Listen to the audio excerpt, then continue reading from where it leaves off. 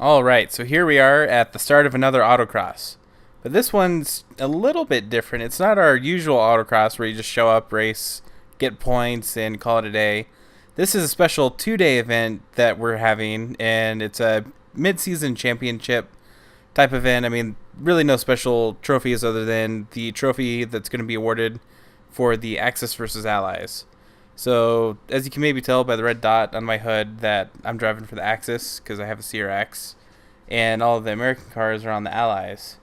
So, it's a unique challenge just to see how things would turn out if World War II was fought with an autocross, which would be really different to think about. But anyways, I've done some upgrades to the CRX and played with the suspension a little bit. So let's see how this first run goes.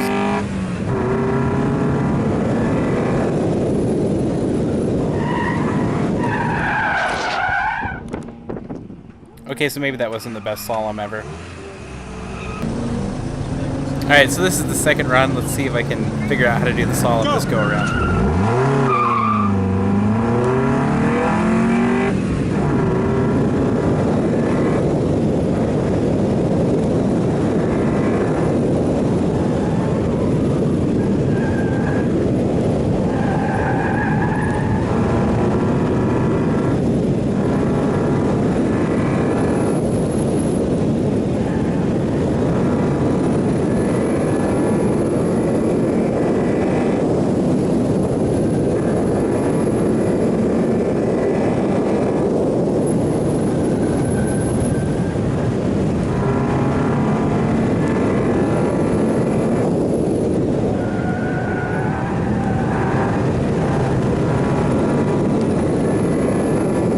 So at least I didn't spin this run, but the turnarounds I was having some difficulty with, that's actually kind of a common theme for the day that we'll be seeing, so we'll see if I can ever figure those out as the runs go on. But I had my wife driving with me, so this is her first run, kind of as a comparison point. So we'll see how she does here, and hopefully one thing we're trying to do is get her to start feeling a little bit more comfortable with the car, start pushing the car a little bit harder.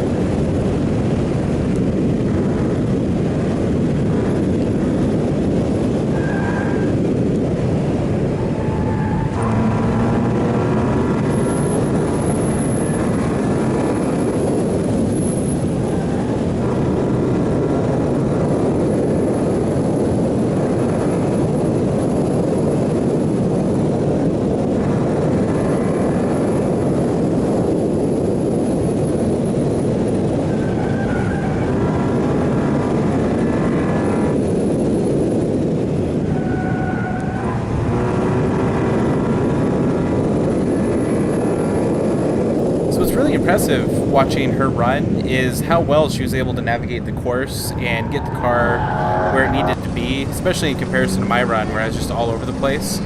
So pretty impressive that way, and she's only half a second behind, which is great. So here's my fastest run, but we'll see here I clip a cone right in the middle of a turnaround.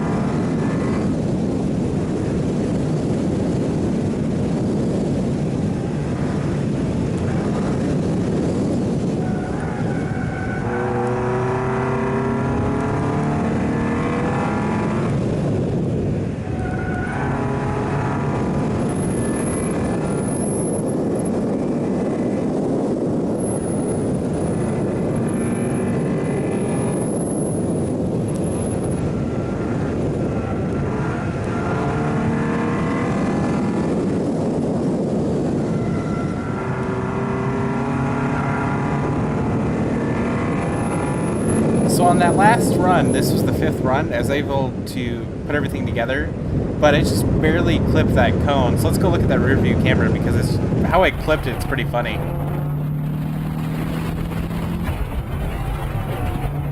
I think the cone must have gotten caught in the bumper frame. I should probably get that fixed.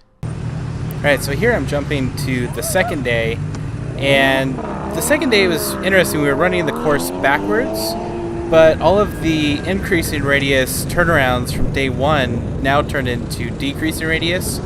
So I was struggling for the first 4 runs. I just couldn't figure it out. I had the same time every single time I went out there. But on this 5th run, I decided, you know what, I'm just going to go out there and I figured I was underdriving the car, so I just wanted to see what happens if I try overdriving. So let's see if that makes a difference and what the car does in response. Yep. Ready, Muppet, go.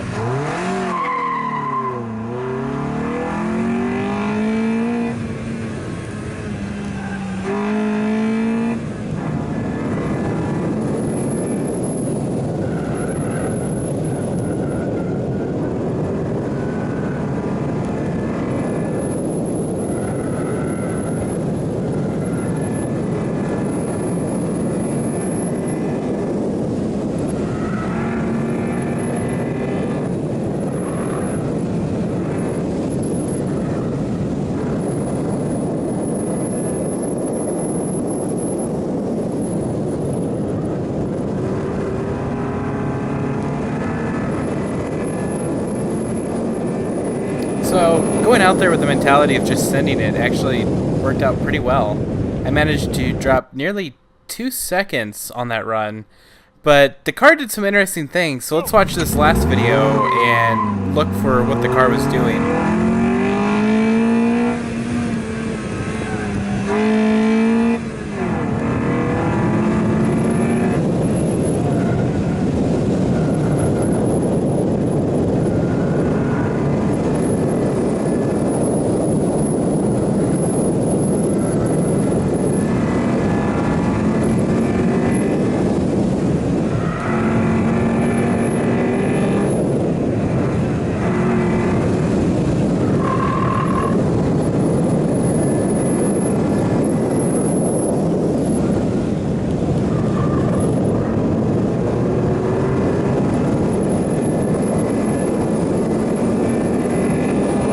So I had to slow down just a little bit to make a clean run, and it was still good for decent packs. Could have been a little bit better, but I'm not too worried about that. So the Axis ended up just taking the ball and running with it. It was a close call after day 1, but day 2 we just somehow just ended up taking the lead with no doubt in anybody's minds that we took it.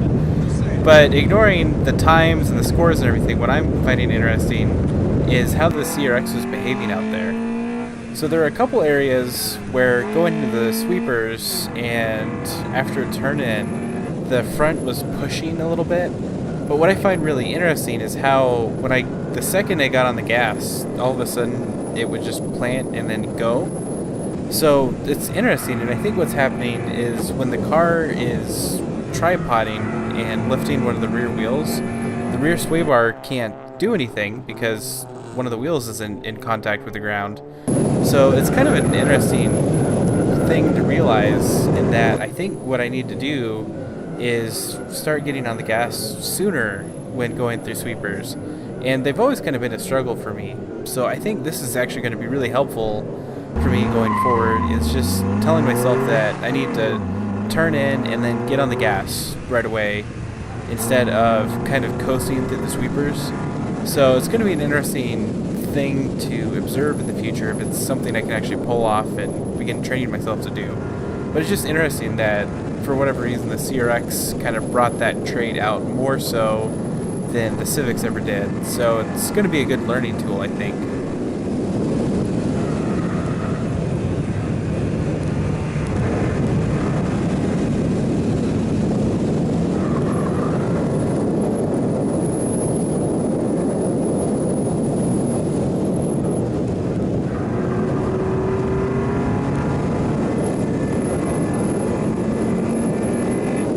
There are a couple of high-speed sections on day 2's course that she was just a little bit less comfortable pushing than she was on day 1.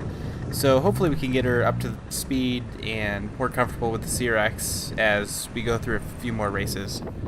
But hopefully you found this video maybe interesting or helpful, at least in the tip I taught myself. I don't know how useful it is for other people, but maybe somebody out there can use that tip. So, as always, if you enjoyed the video, consider liking or subscribing to keep up to date with the CRX and trying to make it go faster. As always, thanks for watching. I'll catch you next time. See you again.